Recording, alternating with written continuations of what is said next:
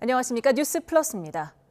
더불어민주당 이재명 대표가 당 대표직에서 물러나며 대선 도전을 공식화했습니다. 김동연 경기도지사도 김두관 전 의원에 이어 출사표를 던졌는데 잠룡으로 거론돼 온 김부겸 전 총리는 경선에 불출마하기로 했습니다. 이준혁 기자입니다.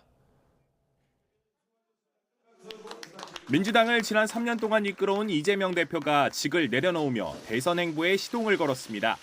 재임 기간 일하는 국회, 당원 중심 민주당으로 탈바꿈했다고 회고하며 이제 또 새로운 일을 시작할 것이라고 말했습니다.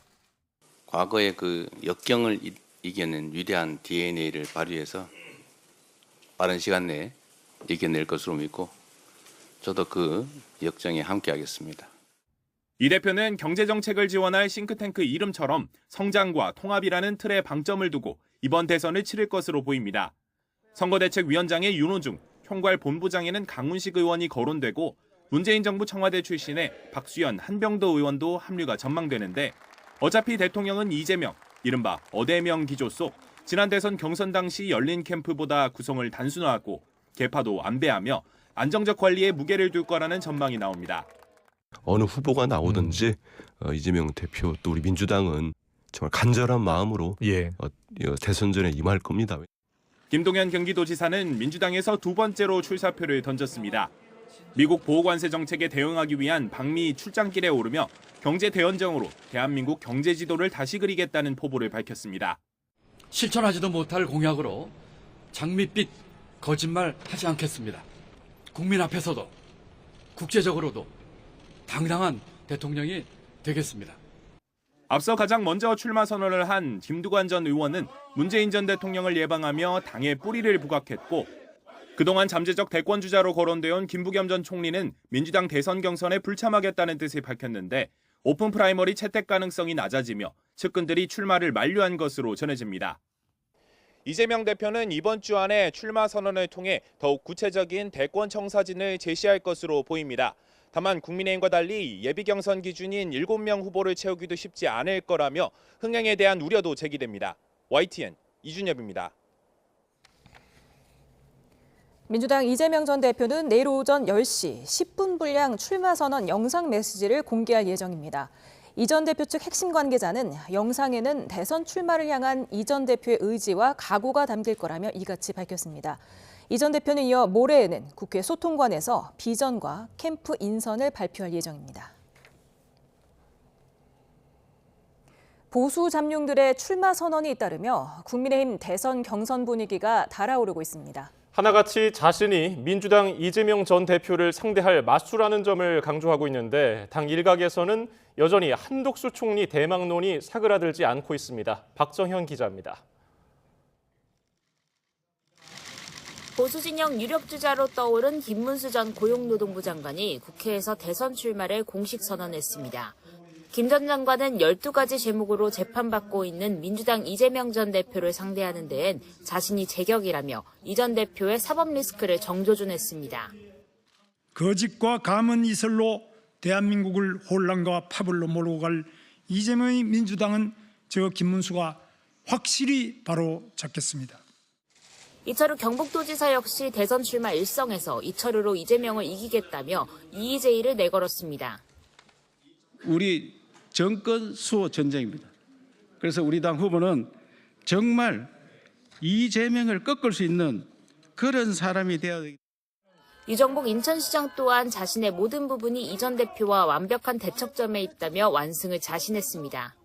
너도 나도 자신이 바로 이재명에 맞설 적임자라고 내세우고 있는 셈인데 권성동 원내대표도 이번 대선의 시대적 명령은 윤 전 대통령의 퇴장과 함께 이 전 대표가 정치 무대에서 동시에 사라지는 것이라며 이재명 심판론을 띄웠습니다.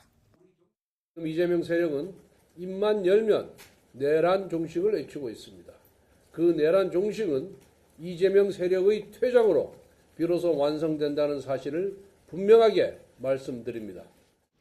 오세훈 시장 역시 오는 13일 등판을 예고하면서 이로써 출마를 선언했거나 출마 예정인 보수 잠룡들이 두 자릿수를 넘길 거로 예상되지만 물밑에선 여전히 이번 대선 구원투수로 한덕수 국무총리를 거론하는 목소리가 적잖은 상황입니다.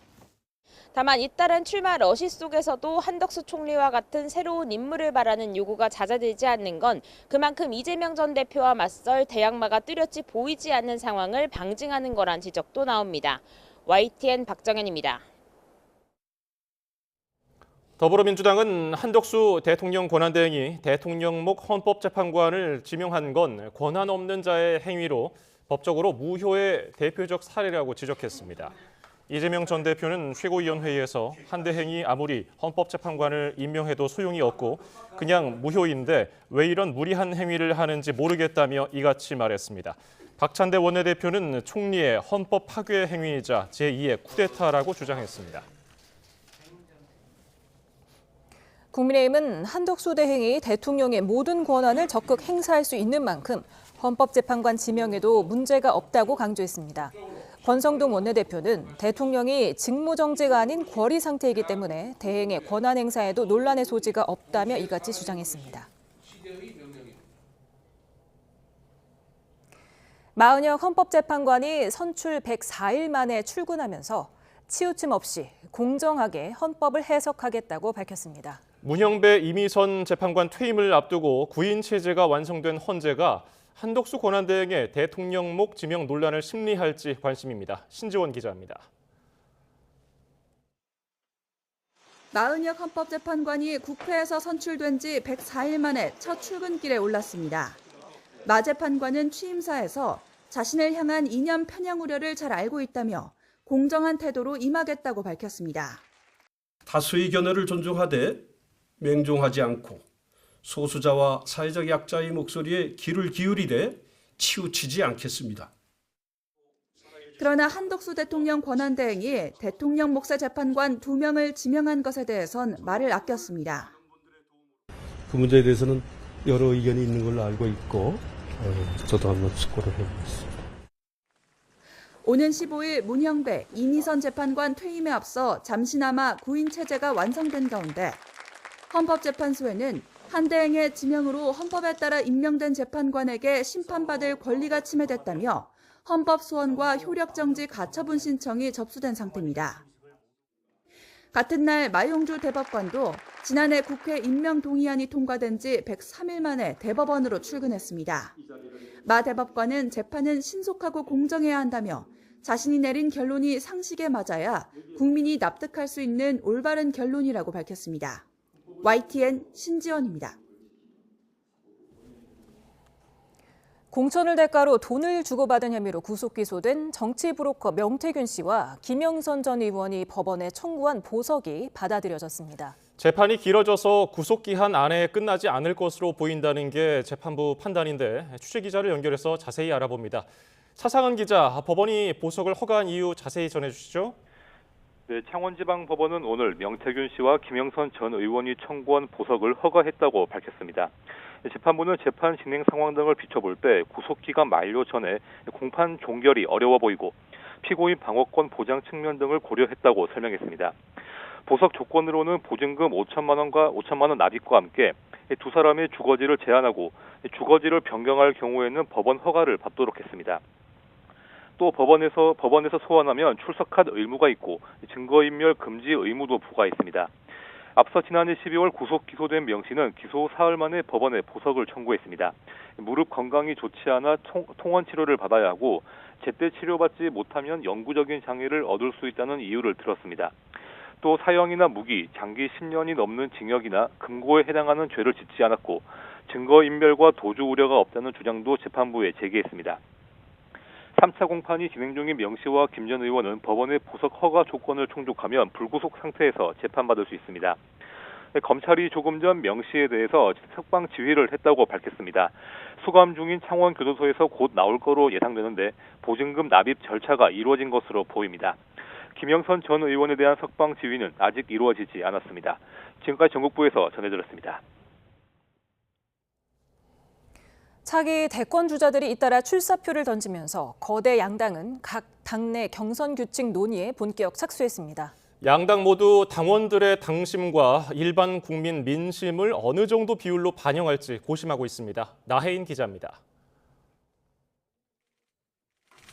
이재명 전 대표의 사퇴와 함께 본격 대선 체제로 전환된 민주당은 곧바로 당내 경선 준비를 위한 선거관리위원회와 특별당규 준비위를 띄웠습니다. 촉박한 대선 일정을 고려해 이번 주 안엔 경선 일정과 규칙을 정하겠다는 방침인데 결국 당원들의 투표권을 얼마나 보장하느냐가 논의의 핵심입니다. 비이재명계에선 공정한 경쟁을 위해 이 전 대표 지지세가 강한 권리당원 표심을 배제하고 100% 일반 국민 투표로 경선을 치르자고 주장하지만 요구가 받아들여질진 미지수입니다. 당원 주권을 강화하는 방안을 어떻게 도입할 것이냐 하는 것이 특별위원회의 중요한 과제가 될 거라고 생각합니다. 민주당에 비해 내부 경쟁이 치열한 국민의힘은 흥행 효과를 극대화할 경선 방식을 고민하고 있습니다. 다음 주 초 후보 등록을 받아 다음 달 3일 최종 후보를 선출하는 일정까지는 확정했지만 예비 경선 일정과 방식은 당 비상대책위원회에 의결권을 넘겼습니다. 출마를 예고한 후보가 두 자릿수에 달해 본경선 전 여러 차례 컷오프가 불가피한데 역시 친윤계와 비윤계 주자들 사이 당심 반영 비율을 놓고 신경전이 치열합니다. 본경선에선 당원 당규에 따라 당원 투표 50%, 일반 국민 여론조사 50% 비율로 최종 후보를 선출할 가능성이 큰데 당내에선 본경선 후보를 2명만 남겨 1대1 대결 구도를 만드는 방안도 거론되고 있습니다. 흥미진진한 그런 경선이 될 수 있도록 하자라는 그런 논의가 있었습니다. 비대위에서 최종적으로 의결을 할 예정입니다. 국민의힘은 경선 과정에서 진행될 여론조사 불공정 시비를 차단하고자 여론조사 사전신고제를 골자로 하는 명태균 방지 조항을 도입하기로 했습니다. 반면 이재명 1강구도 경선이 유력한 민주당은 일정을 최대한 단축해 본선에 당력을 집중하려는 기류가 읽힙니다. YTN 9입니다. 양당의 선관위 조직이 구체화하고 있습니다. 대선 시계가 빠르게 작동하고 있습니다. 네, 오늘의 전국 상황을 박성민 민주당 전 최고위원, 정광재 국민의힘 대변인과 짚어봅니다. 어서 오십시오. 네, 안녕하세요. 안녕하세요. 이재명 민주당 전 대표가 오늘 당 대표직에서 사퇴했습니다. 이제 새로운 일을 할 거라는 말을 남겼는데요. 먼저 그 목소리 듣고 얘기 나눠보도록 하겠습니다. 3년간 당대표로서 나름 성과 있게 재임할 수 있었던 것에 대해서 감사드립니다. 모두 여러분들의 덕분입니다. 이제 또 새로운 일을 시작하게 되겠죠. 아쉽거나 홀가분하거나 그런 느낌은 사실은 없어요. 우리 위대한 국민들은 언제나 역경을 스스로의 힘으로 이겨내왔습니다. 그게 저는 국민의 힘이라고 믿습니다. 국민의 힘당 말고요. 우리가 겪는 이 어려움도 우리 국민들께서 과거의 그 역경을 이겨낸 위대한 DNA를 발휘해서 빠른 시간 내에 이겨낼 것으로 믿고 저도 그 역정에 함께하겠습니다. 우리 최고위원 당직자 여러분 고생하셨습니다. 고맙습니다. 네, 지난 3년간의 소회를 밝히면서 지금 당대표직에서 물러났습니다. 그리고 내일 오전 10시에 10분 분량의 출마 선언 영상 메시지를 공개한다고 했는데 왜 영상 메시지를 공개하는 걸까요? 일단 영상을 봐야 사실은 그 의미를 정확하게 알 수 있을 것 같은데요. 효과적인 그리고 압축적으로 메시지를 전달하기 위해서 영상이라는 그 매체를 선택한 걸 수도 있을 거라고 봅니다. 왜냐하면 또 어떤 장면들을 편집했는지에 따라서 그리고 어떤 방식의 이제 촬영이 이루어졌는지 에 따라서 이 영상 메시지가 가지는 파급력이라던가 효과들 이런 것들이 상당히 오프라인 출마 선언보다 더 긍정적일 수 있기 때문에 아마 어느 정도의 기획과 전략 하에 이루어진 촬영이 아닐까 싶습니다. 그래서 아마 이제 영상 메시지에 대해서는 지금 구체적으로 공개된 내용이 없기 때문에 내일 보고 좀 정확하게 말씀을 드릴 수 있을 것 같습니다. 예, 이재명 전 대표 당직자들한테 감사 인사를 전하면서 출발할 때는 험했는데 퇴임하는 상황에서는 좋아졌다고 이렇게 얘기를 하기도 했는데요. 네. 어떻게 좀 보셨습니까? 더불어민주당의 전신이 1955년에 만들어진 민주당인데요. 신익희 조병옥 박사가 창당을 했죠. 70년 민주당 역사상 당내 장악력만 놓고 본다면 이재명 전 대표의 버금갈 만한 인물이 없을 정도로 이재명 대표 3년 동안 정말 일극 체제를 만들었다라는 평가가 붙일 수밖에 없는 상황이라고 봅니다. 오늘 사실 이재명 전 대표가 이렇게 대표직을 내려놓는 자리에서 저는 이재명 전 대표가 한 얘기보다 곁에 있던 그 최고위원들이 한 얘기가 마치 명비어천과 경쟁을 보는 것 같아서 조금은 좀 쑥스럽기도 했는데 이재명 전 대표는 이제 본격적인 대선 행보에 나서겠죠. 누가 뭐래도 지금 더불어민주당에서 진행되는 대선 경선에서 이 전 대표를 꺾을 만한 인물, 글쎄 정치에 조금이라도 관심 있는 사람이라면 꼽을 수 없을 거라고 확신합니다.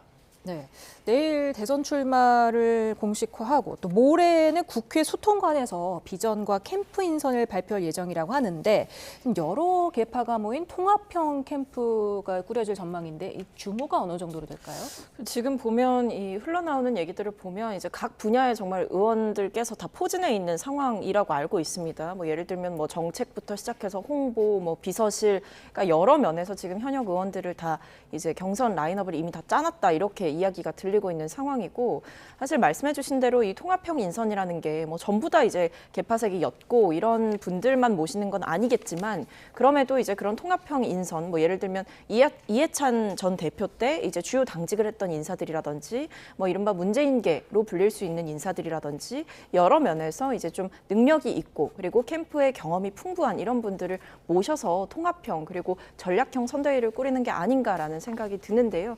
구체적인 규모는 나와봐야 알겠지만 아무래도 민주당에서 사실은 주요한 주자, 정말 어떻게 보면 절대적인 영향력을 가지고 있는 주자이니만큼 이 경선 캠프의 규모 역시도 사실상 메머드급이 될 수도 있겠다라는 생각이 듭니다. 예.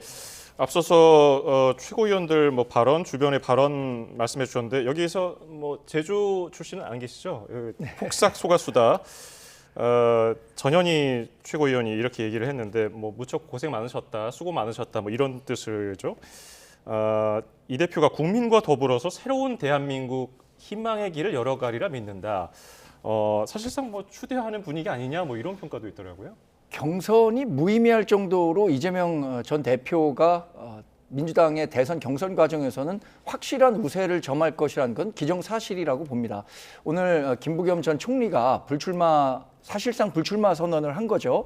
경선에 참여하지 않고 정권 교체에 힘을 보태겠다라고 했고 김동연 경기지사가 출마 선언을 하기는 했지만 저는 민주당의 경선은 굉장히 좀 요식행위에 불과하지 않을까 싶을 정도로 별 재미없이 지날 거라고 생각합니다. 만약에 김동연 지사가 이 전 대표에게 지나치게 각을 세우고 경쟁하려고 할 경우에 어쩌면 내년 그 지방선거에서 경기지사 후보가 되지 못할 수도 있기 때문에 저는 이 일극체제 민주당 그 분위기 속에서 추대는 아닐지만 사실상 추대에 가까운 경선이 이루어지지 않겠는가 이렇게 예상해 봅니다. 네, 지금 민주당은 선관위원장에 4선의 박범계 의원을 그리고 경선 규칙을 정하는 특별당규 준비위원장인 4선 이춘석 의원을 임명을 했습니다. 그런데 지금 이재명 전 대표가 사퇴한 직후에 선관위 체제가 구성된 걸 보면은 어대명을 방증하는 거 아니냐 이런 얘기가 나오더라고요. 근데 어대명이라고 하는 게 사실은 선관위 체제가 언제 꾸려지느냐의 잣대로 판단할 수 있는 사안은 아닌 것 같고요. 일단 선관위 체제를 꾸리는 거는 예상된 그 시간표 안에서 이루어지는 일입니다. 왜냐하면 일단 조기 대선 자체가 지금 60일도 채 남지 않은 상황이고 사실 대선을 준비한다라고 하는 것은 굉장히 좀 긴 일정과 호흡을 가지고 해야 하는 일인데 지금 상황에서 뭐든지 다 속도전이 될 수밖에 없는 상황이거든요. 그리고 아무래도 이제 대선 후보에 출마하겠다라는 분이 당 대표였기 때문에 그 상황 속에서 어떤 경선을 관리하는 선관위가 꾸려진다라고 하는 것은 일종의 불공정 시비를 낳을 수가 있는 대목이기 때문에 이재명 전 대표께서 사퇴하시면서 동시에 이런 당내 기구와 선거 준비가 본격화되는 것은 당연한 수순이다 이렇게 보입니다. 예, 친문계라든지 비명계 인사들도 캠프에 같이 합류를 할 가능성도 있을까요? 어떻게 보세요?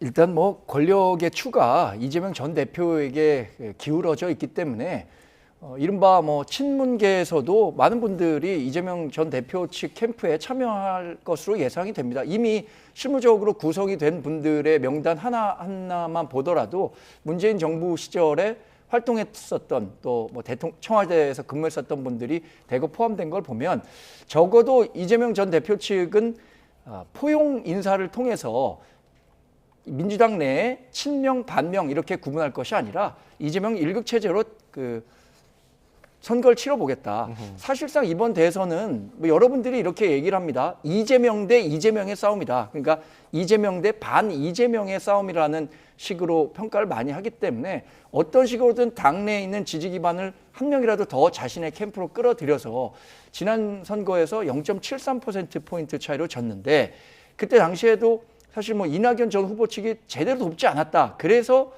대선에 패했다라는 평가가 있었으니까 그런 것들을 반면 교사 삼아 여러 세력들을 규합하려는 노력을 하겠죠. 네. 이재명 전 대표 측이 대선 선거 운동을 이유로 대장동 재판 기일 연기를 요청했는데 재판부가 받아들이지 않았습니다. 그래서 선거 운동이 한창일 5월에 있을 재판이 어떤 변수가 되겠습니까? 아무래도 이제 변수가 될 수밖에 없죠. 사실은 지금 보면 뭐 경선, 순회 경선도 이제 잡혀 있는 상황이고 그뿐만 아니라 뭐 경선 이후에는 바로 이제 본선의 상황이기 때문에 이 압축적으로 이루어지는 조기 대선의 특성상 시간이 부족하다라는 거는 그 누구나 느낄 수 있는 현상인 거거든요. 그렇기 때문에 재판 때문에 왔다 갔다 하거나 발이 묶이는 일이 사실 후보 입장에서는 굉장한 정치적인 리스크가 될 수가 있는 상황입니다. 그렇기 때문에 아마 재판부에 충분히 양해를 구한 상황인 것 같은데 저는 재판부에서 어쨌든 정확히 어떤 일정이 있느냐라고 물었고 그 외에 일정이 생기면 자료를 제출을 하고 허가를 받아라라고 한 만큼 아예 이 가능성을 재판부에서 닫아주지는 않은 것이다라고 생각이 들고요. 재판부에서도 좀 더 고려를 해주셨으면 하는 것은 어쨌든 대선이라고 하는 것 그리고 유권자들이 정말 국가의 미래를 위해서 선택을 해야 되는 상황 그 과정이 있다면 충분하게 정보를 제공받을 이 권리와 의무도 있는 것이기 때문에 후보가 적극적으로 발품을 팔아야 되는 상황이기도 합니다. 그래서 이런 상황들을 고려했을 때 어떤 재판 일정의 일부 변동이라던가 아니면 여러 가지 상황을 고려해서 일정을 늦추는 방향 이런 것들도 충분히 재판부에서 양해가 된다면 가능한 상황이지 않을까 싶습니다. 예, 그리고 민주당에서 김두관 전 의원에 이어서 오늘 김동연 경기도지사가 대권 출마를 선언했습니다. 정권 교체 그 이상의 교체가 필요하다고 얘기를 했는데 이건 어떤 의미가 있을까요? 저는 김동연 지사가 굉장히 좋은 정치적 화두를 던졌다고 봅니다. 정권 교체는 지금 이재명 민주당 전 대표는 이미 기정사실화된 거 아니냐라고 생각할 수도 있을 것 같아요. 최근에 여론이나 본인의 행보를 봤을 때. 그런데 우리 대한민국은 시대 교체를 원하고 있습니다. 그 대표적인 목소리가 개헌에 대한 요구가 나오고 있는 것인데요. 이미 헌정회 원로들을 비롯해서 우원식 국회의장도 헌법에 대한 개헌이 필요하다라고 얘기를 했다가 지금은 잠깐 뭐 꼬리를 내리긴 했지만 대한민국이 앞으로 더 나아가기 위해서는 어떤 식의 이 제도를 변화시켜야 하는가에 대한 논의가 분출되고 있습니다. 근데 이른바 이런 호헌과 개헌 관련해서 호헌 쪽에 가까운 사람은 이재명 전 대표고요. 나머지 이재명 전 대표를 제외한 다른 모든 정치인들은 개헌과 관련해서 적극적인 목소리를 내고 있기 때문에 이재명 대표와 가장 대척점을 이룰 수 있는 시대적 화두로 개헌과 정권 교체 그 이상의 교체를 꺼내든 게 아닌가 저는 그렇게 평가했습니다. 네, 지금 김부겸 전 총리는 불참을 선언을 했고요. 지금 김경수 전 경남지사가 이번 주 후반에 출마를 선언할 것으로 보입니다. 그런데 김경수 전 경남지사 캠프에 친문계 현역 의원 4명이 합류를 한다면서요. 네, 그렇습니다. 뭐 지금 거론되는 인물로는 이 정태호 의원, 윤건영 의원, 김영배 의원, 고민정 의원 이렇게 거론이 되고 있는 분들이 계신데 아무래도 이제 사실은 문재인 정부에서 주요 이제 직책을 맡으셨던 인사들이 함께 캠프에서 돕겠다라고 하는 것이 이제 여러 가지 정치적인 상황을 고려했을 때 정치적으로 뿌리를 같이 하고 있는 특히 뭐 노무현 정부에 대한 애정이라든지 문재인 정부에 대한 이 로열티를 가지고 있는 분들께서 적극적으로 도와주시겠다라고 결정을 하신 것 같습니다. 그래서 뭐 친문계로부터 전폭적인 정치적 지원을 받는 상황이 됐다라고 볼 수도 있는 것이고 또 한편으로는 이런 흐름이 아주 예상하지 못했던 상황은 아니다 이렇게 볼 수 있을 것 같습니다. 왜냐하면 김경수 전 지사 같은 경우에는 노무현 전 대통령의 마지막 비서관이다 이렇게 불리는 인물이기도 하고 문재인 전 대통령과의 관계도 굉장히 각별한 것으로 알려져 있기 때문에 문재인 전 대통령과 생사고락을 함께 했던 주요 정치인들이 캠프에 합류하는 것 자체는 매우 자연스러운 현상이다. 저는 이렇게 보고 있습니다. 예, 권성동 국민의힘 원내대표는 윤석열 전 대통령의 퇴장과 이재명 전 대표가 동시에 사라지는 게 시대의 명령이다. 다가오는 대선은 이 전 대표를 심판하는 선거여야 한다. 이건 어떤 의미입니까? 일단 지난 2022년 대선에서 겨뤘던 윤석열 전 대통령과 이재명 전 민주당 대표 이 두 분 간의 갈등이 계속해서 격화됐고 특히 이재명 전 대표가 대선에서 진 이후에 일종의 휴식기 없이 바로 국회의원이 되고 당대표가 되면서 본인의 사법 리스크를 막기 위한 여러 가지 의회 내에서의 무리한 행동들을 많이 했다는 것에 대해서 동감하시는 분들이 많을 겁니다. 물론 그렇다고 해서 윤석열 전 대통령이 한 계엄이 정당화될 수는 없다고 생각하지만 그 문제를 함께 일으켰던 이재명 전 대표에 대해서도 정치적 책임을 물어야 한다는 여론이 있는 건 사실이죠. 탄핵 재판으로 인해서 이제 윤석열 전 대통령은 정치 일선에서 사실상 퇴장하게 됐습니다. 그럼에도 불구하고 함께 이 정치적 난국과 국론 분열, 갈등을 조장하는 데 일조했던 이재명 전 대표에 대해서는 어떤 정치적 책임을 물을 수 있는가? 그것은 바로 이제 이번 대선에서 정치적으로 유권자와 국민들이 평가하는 방법밖에 없다고 생각하고요. 권성동 원내대표도 그런 측면에서 윤석열 전 대통령과 이재명 전 대표의 동시 정치 퇴진론 이런 이야기를 중심으로 다음 대선을 치르겠다라는 전략적 함의가 숨어 있는 거 아닌가 싶습니다. 네. 그런가 하면 어제 장관직에서 사퇴한 김문수 전 고용노동부 장관이 오늘 대선 출마 선언을 했는데요. 얘기 듣고 또 돌아오겠습니다. 탄핵 국면에서 많은 국민 여러분께서 저 김문수에 대해 지지와 격려를 보내주셨습니다. 얼마나 사람의 목이 마르시면 저에게까지 기대를 하시나 하는 안타까움으로 가슴을 쳤습니다. 이제는 저에게 내려진 국민의 뜻을 받들기로 했습니다. 12가지 죄목으로 재판받고 있는 피고인 이재명을 상대하기에는 가진 것 없는 깨끗한 손 이 김문수가 제격이 아니겠습니까? 거짓과 감언 이설로 대한민국을 혼란과 파벌로 몰고 갈 이재명의 민주당은 저 김문수가 확실히 바로 잡겠습니다.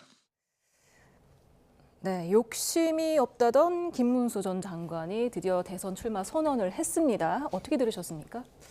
일단은 이제 김문수 전 장관이 과연 경쟁력이 있을 것인가에 대해서 저는 상당한 의구심이 있고요. 특히 이제 조기 대선이라고 하는 것, 큰 선거이면 큰 선거일수록 이 중도 확장성이 굉장히 중요한데 지금 김문수 전 장관의 이 메시지의 핵심은 결국 이재명 대표를 공격하는 메시지인 거거든요. 이거는 이미 지난 총선 때 실패한 메시지로 판단이 된 내용입니다. 뿐만 아니라 이제 김문수 전 장관이 사실상 어떤 아스팔트 우파와 어떤 정치적 색깔을 같이 하고 있다라는 비판도 있고 김문수 전 장관이 그동안 정치를 굉장히 오래 하셨는데 그 정치를 하는 과정 가운데에서 있었던 원색적인 발언 그리고 굉장히 색깔론적인 발언들 아니면 상식적으로 납득하기 어려웠던 발언 혹은 뭐 김문수입니다, 도지사입니다 라고 했던 그런 일화들 이런 것들이 저는 국민들께서 이미 다 기억하고 있는데 본인이 어떤 적임자인 것처럼 말씀을 하시는 부분에 대해서 아마 국민의힘 내부에서도 저는 조마조마하실 것이다 라는 생각이 들고요. 김문수 전 장관이 이렇게 본격적으로 대선 경선에 출마하게 되면서 오히려 국민의힘은 김문수 전 장관이 윤석열 전 대통령의 지지층과 결합하게 되면서 오히려 정치적인 절연을 하기보다는 오히려 아스팔트 우파에 의해서 당이 점령당할 가능성도 배제할 수 없을 것이다. 그러면서 김문수 전 장관의 출마를 오히려 국민의힘 측에서는 반기지 않을 것 같다라는 생각이 듭니다. 예, 박 전 최고께서는 중도 확장성에 의구심이 든다 말씀해 주셨는데 홍준표 대구시장 문수형이라고 부르네요. 두 분이 친하신 것 같은데 김문수 전 장관은 탈레반이지만 난 유연하다. 이건 어떤 의미로 말한 것 같습니까? 두 분이 1996년에 이른바 김영삼 전 대통령 시절에 YS 퀴즈로 정치에 동시에 입문했습니다. 그러니까 정치 동기생이라고 할 정도로 두 분 간의 평소 친분을 드러내는 것을 관찰하기도 했었는데요. 예. 탈레반이라고 하는 것은 이제 이슬람 극단주의를 탈레반이라고 하는데 김문수 전 장관에 대해서 아마도 홍준표 대구시장은 일종의 그 가장 강력한 본인의 핵심 지지층에서의 경쟁자라고 생각하는 것 같습니다. 그런 측면에서 뭐 탈레반이라는 이미지가 좋지 않잖아요. 극단적인 원칙주의라는 건데 이 원칙이 지켜지는 것도 좋지만 이게 중도로 확장하려면 유연성이 있어야 되는데 그런 유연성이 부족하다는 점을 지적한 것 같습니다만 저는 그에 대한 김문수 전 장관의 반응이 더 인상적이었습니다. 기분 나쁠 수도 있는 평가였음에도 불구하고 뭐 그분이 고견을 잘 듣겠다라고 하는 측면을 보면 지금의 상황에서 김문수 전 장관이 약간의 좀 여유가 있는 것 아닌가, 홍준표 시장보다는 그런 인상을 받았습니다. 네, 지금 원래 경선에서는 시장직을 사퇴하지 않아도 되는 건데 지금 홍준표 대구시장만 시장직을 사퇴하고 경선에 나설 것으로 보입니다. 이유가 있을까요? 뭐 두 가지가 있겠죠. 일단 두 가지, 첫 번째는 절박함을 보여주려는 의도가 있다라고 풀이가 됩니다. 실제로 이제 홍준표 대구시장이 다른 언론들과 인터뷰를 했던 내용 중에 이번이 마지막이잖아 이런 이야기를 하신 게 있었습니다. 그러니까 대선 출마와 관련해서 질문을 했을 때 이번이 마지막이다라고 한 걸 보면 이제 본인에게 기회가 얼마 남지 않았다라는 생각을 하고 계신 것 같고요. 그만큼 절박하게 모든 걸 걸고 싸워보겠다라는 각오를 보여주려는 차원일 수 있을 것 같습니다. 그리고 아마 두 번째는 자신감의 발로이기도 할 수 있겠다라는 생각이 드는데 사실 어떤 직책을 보존하거나 최소한의 안전장치를 걸기 위해서라도 보통 말씀해 주신 대로 경선 과정에서는 본인의 현직을 내려놓지 않는 경우가 많습니다. 어차피 그 의무가 이제 본선 후보가 됐을 때 주어지는 거기 때문에 근데 홍준표 대구시장이 이렇게 본인의 현직을 내려놓겠다라고 하는 것은 어차피 내가 가장 준비된 후보이기 때문에 내가 될 것이다 라는 생각을 해서일 수도 있겠다라는 생각이 드네요. 예, 한동훈 국민의힘 전 대표는 내일 또 국회 본관 앞 계단에서 대선 출마를 할 예정으로 알려져 있는데 서울 강동구 싱크홀 언급을 했어요. 이거 오세훈 시장 겨냥하는 건가요? 글쎄 뭐 다양한 해석이 가능하겠지만 특정 후보를 겨냥해서 싱크홀 문제를 언급했다고 생각하지는 않습니다.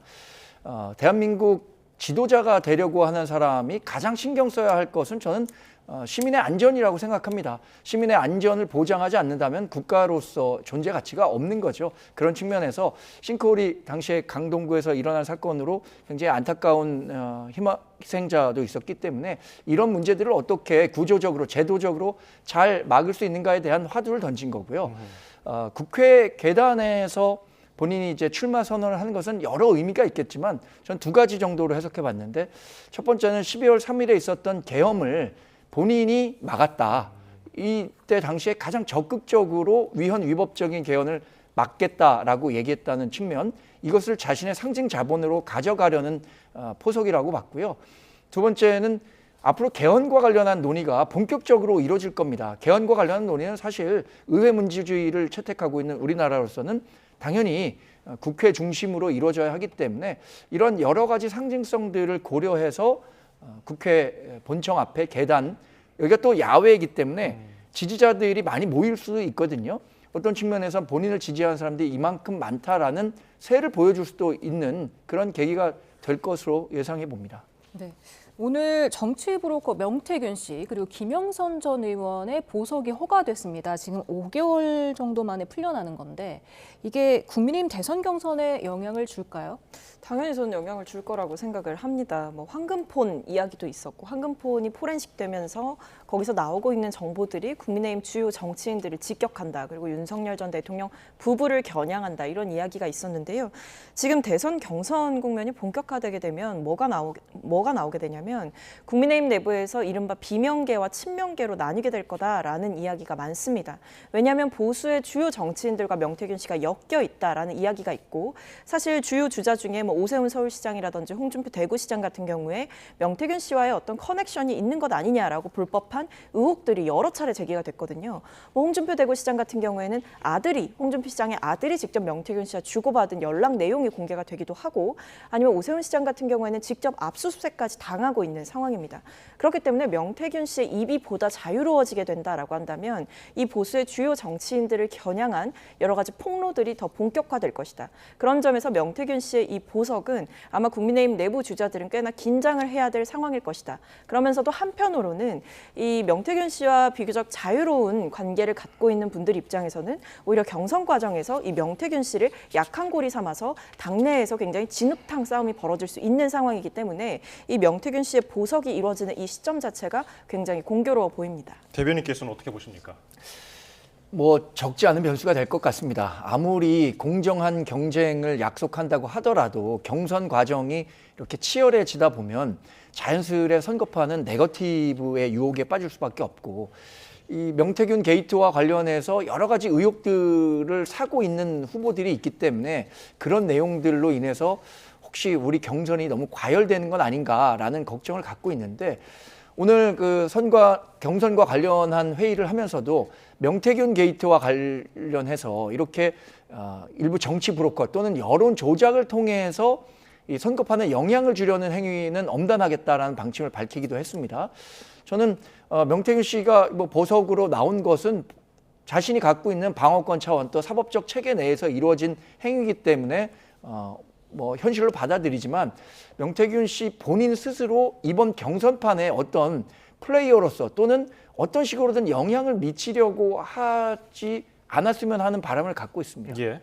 네, 그런가 하면 한덕수 대행이 총리실 간부에게는 뭐 대선에 디귿자도 꺼내지 말아라 이렇게 얘기를 했지만, 또 국민의힘 내부는 또 분위기가 사뭇 다른 것 같습니다. 어떻습니까? 네, 저희 당내에서 사실 많은 그 후보자들이 있음에도 불구하고 한덕수 대통령 권한대행이 이번에 보수 후보, 그러니까 우리 정당의 대선 후보로 뛰어줬으면 하는 바람을 갖고 있는 분들이 실제로 존재하고 그런 요구가 분출하고 있습니다. 어젠가요, 윤상현 의원이 실제로 가서 한 권한대행에게 출마를 권유하기도 했었다고 하는데, 그런데 지금 상황에서 본다면 많은 국민들은 한덕수 권한대행이 혼란한 국정을 책임지고 안정적으로 운영하는 것에 더 많은 기대를 갖고 있지 않을까, 저는 개인적으로는 그런 생각을 해보는데, 결국에는 모르겠습니다. 한덕수 권한대행이 어떤 판단을 내릴지 모르겠습니다만, 국민의힘 내에서 경선을 통해서 그 에너지를 분출시킬 수도 있는 거고요. 혹은 본인이 지금 마지막 소임으로 갖고 있는 국정 안정에 올인할 수도 있는 거니까, 제가 뭐 예단해서 한덕수 권한대행이 후보로 나설 것이다, 나서지 않을 것이다 이렇게 말씀드리기는 어려울 것 같습니다. 아니 출마해야 된다는 의원이 상당수라는 어떤 핵심 관계자의 발언이 보도가 되기도 했는데, 중진 의원들 회의에서 뭐 10여 명 정도가 한덕수 권한대행의 출마가 필요하다. 왜냐하면 지금 우리 대한민국이 안고 있는 가장 큰 문제는 정치적 갈등이잖아요.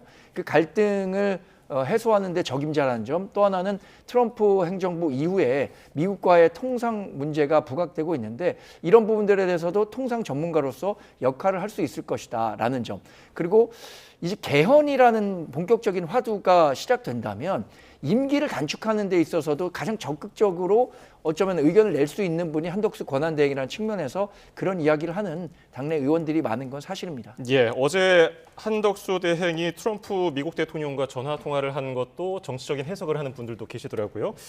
민주당에서는 한덕수 대망론을 어떻게 받아들이고 있습니까? 뭐 일고의 가치가 없다라는 생각이 드는데, 일단 한덕수 대행이 지금 해야 될 거는 어떤 대선 출마를 점치면서 모종의 정치 행보를 보여줄 일이 아니라, 이 2달 남짓한 조기 대선 국면에서 국가가 최소한의 현상 유지를 할 수 있도록 권한대행으로서 중심을 잡는 일이거든요. 이 상황에서 여나 야나 어떤 정치 세력들의 입김에 휘둘리거나 본인의 손익 계산을 할 때가 아니라는 말씀을 드리고 싶습니다. 근데 지금 보면 국민의힘이 뭐 통상 전문가지 않느냐라고 이야기를 하거나, 아니면 한덕수 대행이 이 중도 확장성이 있다 이렇게 판단을 하는 것 같은데, 저는 오히려 국민들께서 한덕수 대행에 대해서 굉장히 부정적으로 평가하고 계실 거라고 봅니다. 왜냐하면 이 한덕수 대행이 권한대행을 하면서 그동안 보여줬던 행보는 사실상 윤석열 전 대통령의 그 오만과 독선을 그대로 답습하는 모습을 보여줬기 때문인데요.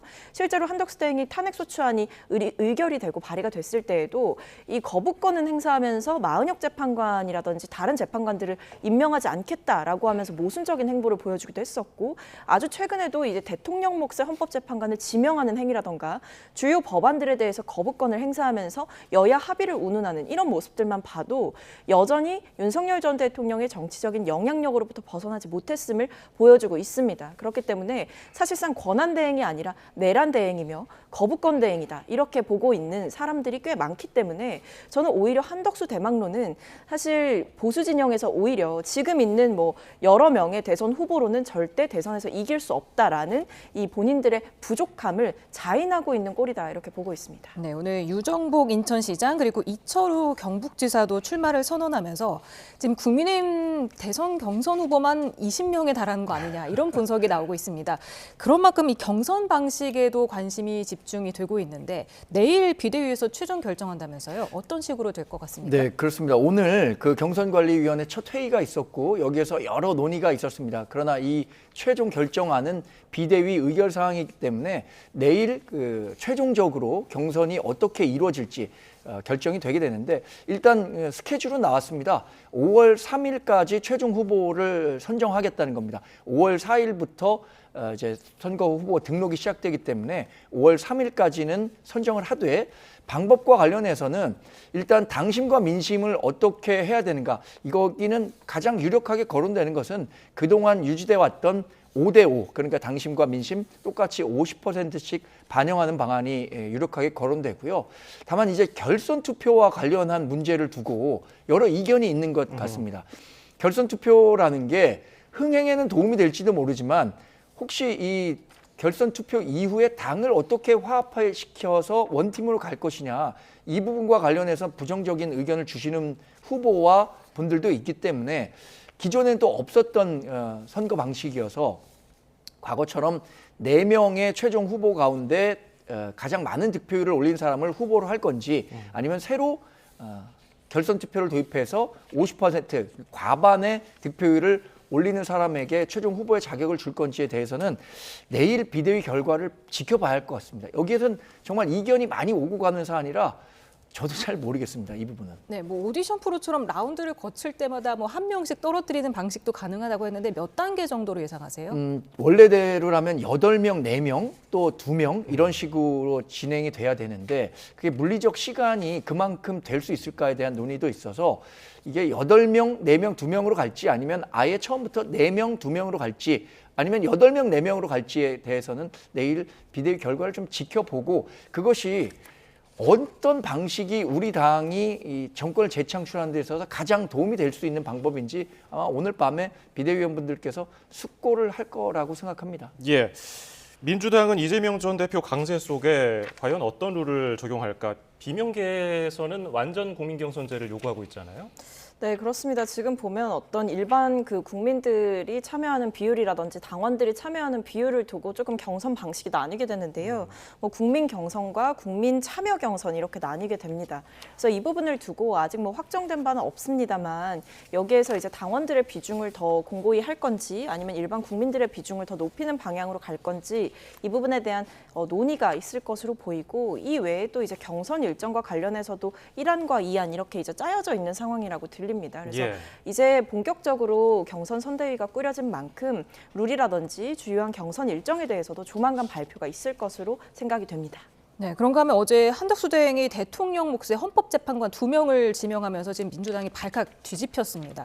그런데 이게 한덕수 대행이 꽤 오래전에 결정한 일이라면서요? 뭐 지금 언론 보도를 종합해 보면 그렇게 관측이 되고 있습니다. 저는 이 문제가 정치적으로는 논란이 될 만한 문제라고 생각이 됩니다. 그러니까 대통령 몫의 헌법재판관 후보자를 권한대행으로서 지명한 전례가 없기 때문에 왜 이번엔 그러면 지명을 하느냐라고 민주당에서 문제를 제기할 수는 있지만 그것이 법적으로 문제가 된다. 그래서 위헌적인 권한 행사다라고 보기는 어려울 것 같다고 생각이 드는데 만약에 이게 위헌적이라고 생각이 된다면 민주당에서 지금 얘기하고 있는 것처럼 권한쟁의 심판이든 뭐 가처분 신청이든 해서 인용을 받으면 될 텐데 그 가능성은 전 굉장히 낮다고 봅니다. 또 권한쟁의를 신청하는 주체로서 국회가 자격이 있느냐 헌법재판소에서 그걸 판단했을 때 각하 사유가 될 수 있다는 측면에서 저는 법적으로는 문제가 되지 않는다고 생각합니다.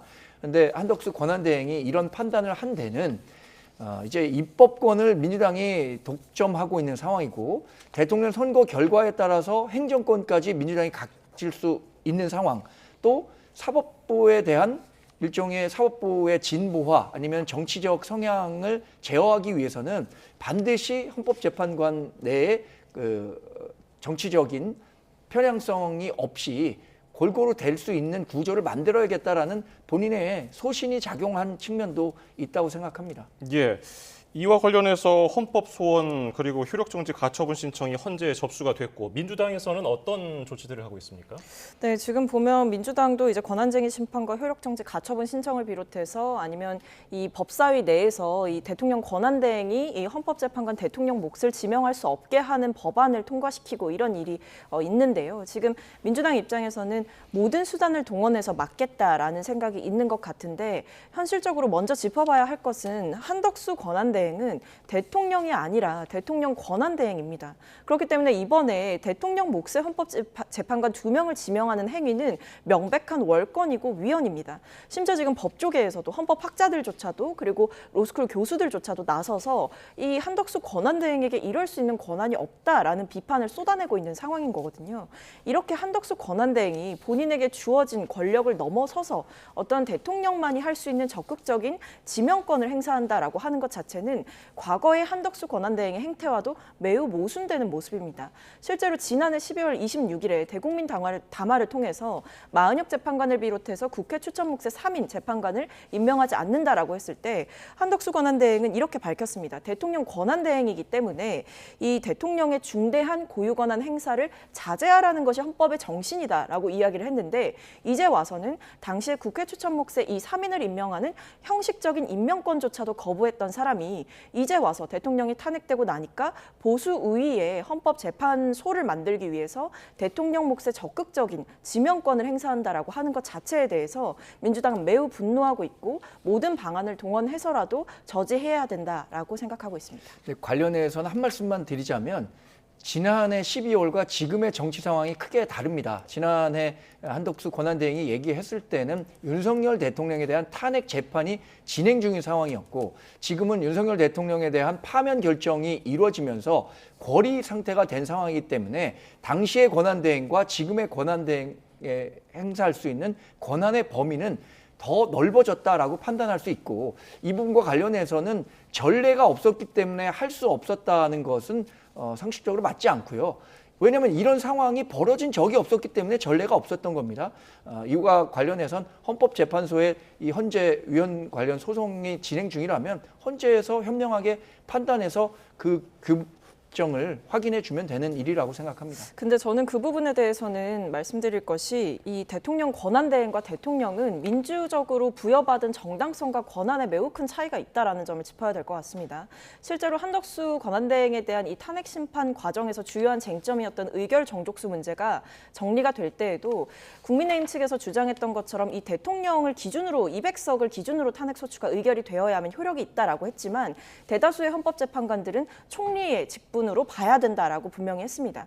이것은 결국 윤석열 전 대통령은 국민에 의해서 선출된 지도자였던 것이지만 총리 그리고 권한대행의 경우에는 대통령에 의해서 임명되는 것이고 시스템상으로 권한대행을 부여하게 된 그런 상황이기 때문에 이 두 부분에서 국민들로부터 부여받은 권한의 차이가 있어서 이 부분에서 헌법재판소가 총리 기준으로 탄핵 의결 정족수를 분명하게 밝힌 것을 보았을 때 지금 한덕수 권한대행이 마치 대통령처럼 이런 식으로 대통령 놀이를 하는 것을 저는 헌법학자들 사이에서도 받아들일 수 없는 데에는 그 이유가 분명히 있다라고 보고 있습니다.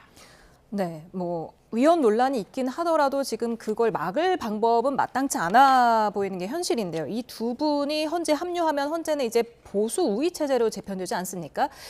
한덕수 대행이 이런 걸 고려한 게 아니냐 이런 분석도 있는 게 이재명 전 대표가 대통령이 된다면 헌법 84조 현직 대통령의 불소주 특권 논란을 헌재가 심판할 가능성이 있기 때문이다. 이런 분석도 있더라고요. 말씀드린 것처럼 이재명 대표가 대통령이 된다면 입법권과 행정권을 독점하게 되는 거죠. 민주주의에서 가장 중요한 게 삼권 분립입니다. 균형과 견제 없이는 절대 권력이 절대 부패하는 것처럼 대한민국이 어떤 방식으로 갈지 브레이크 없는 폭주를 할 가능성도 있거든요. 이 부분에 대한 최소한의 안전장치를 마련해야 한다라는 한덕수 권한대행의 소신이 작용했다고 보고요. 지금 말씀하신 헌법 84조 대통령의 불소추 특권과 관련해서도 이미 뭐 이재명 대표는 이게 재판까지 중지된다는 게 다수설이라는 프레임을 쓰고 있지만 그게 다수설이라는 그 주장은 근거가 없습니다. 그리고 84조와 관련해서 결국에는 헌재가 헌법의 마지막 해석 기관으로서 작용할 수 있기 때문에 이 부분까지 충분히 고려돼야 되는 사안이고요. 저는 그동안 말씀드렸던 것처럼 84조에 따라서 기소가 중지되는 것은 맞지만 공소가 유지되는 것, 그러니까 재판은 반드시 이루어져야 한다는 우리 당의 입장을 굳건히 지지하고 있습니다. 예, 이재명 전 대표 오늘 사퇴 전에 비공개 최고위에서 오늘 안에 할 수 있는 모든 법적인 조치를 하라고 했고 초선 의원들은 한덕수 대행이 지명 처리하지 않으면은 탄핵을 추진하겠다고 밝혔고요. 실제로 탄핵까지 갈 가능성은 어느 정도 있습니까? 물론 지금으로서는 이 당내에서 한덕수 권한대행에 대한 어떤 탄핵은 신중해야 된다라는 기류가 좀 더 지배적인 것 같긴 합니다만 그럼에도 불구하고 막을 수 있는 어떤 최대한의 수단들을 다 동원한다라고 했을 때 저는 탄핵이라는 카드가 유효할 수 있다라고 보고요. 이런 대목에서 민주당을 향해서 왜 자꾸만 탄핵을 이야기하느냐라고 할 게 아니라 탄핵 당할 만한 일을 만들지 말라라고 지적을 하는 것이 먼저이지 않을까 싶습니다. 지금 사실상 한덕수의 난이다라고 부를 수 있을 만큼 대통령 몫의 헌법재판관 2인을 지명하는 행태는 사실상 명백한 월권이고 심지어는 여러 가지 정치적인 계산 하에서 윤석열 전 대통령과 국민의힘에 유리한 방향으로 헌재를 움직이게 하겠다라는 의도가 포진되어 있다라고 볼 수 있을 만큼 매우 부적절한 행태이기 때문에 한덕수 권한대행이 지금이라도 본인의 결정을 되돌릴 수 있다면 되돌리는 것이 맞다라고 보고 있습니다.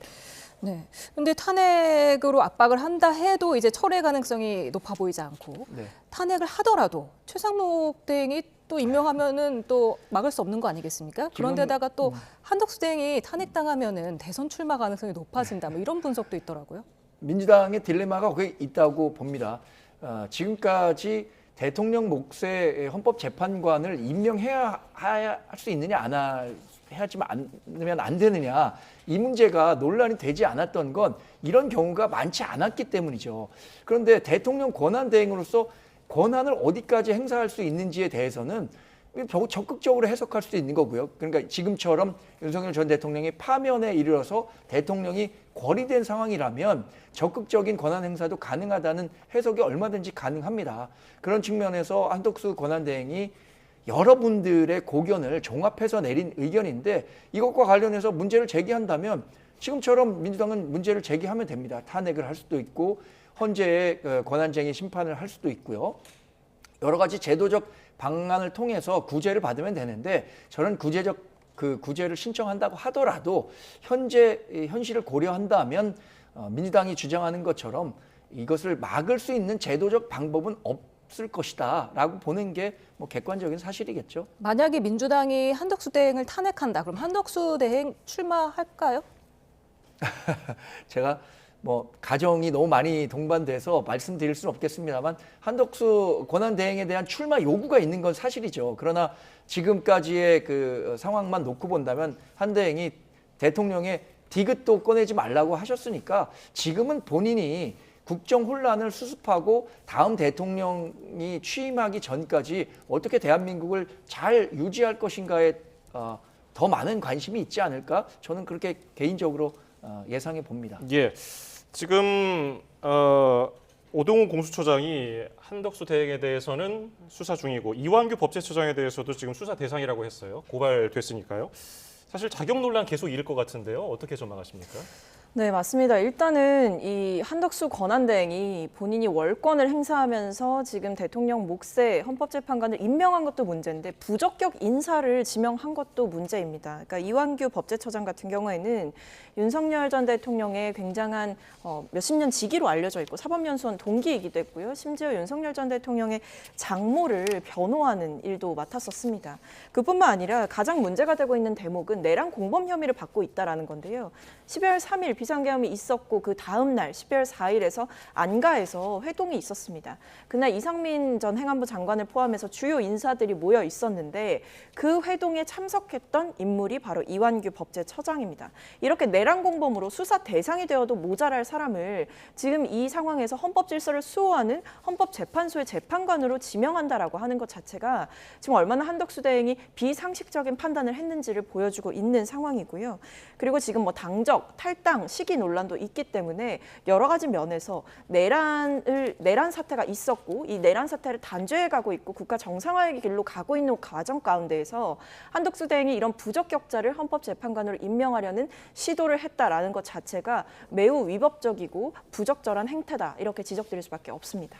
예, 범진보 진영에서는 이 부분을 계속 파고들 것 같아요. 저는 부적격 후보자란 말에 절대 동의할 수가 없습니다. 의혹만으로 헌법재판관이 될 수 없다면 지금 8개 사건 12개 혐의 5개 재판을 받고 있는 이재명 전 민주당 대표는 대선에 어떻게 나갈 수 있겠습니까? 그러니까 의혹만으로 어떤 자리에 갈 수 없다라는 것은 성립하기 어렵다고 보고요.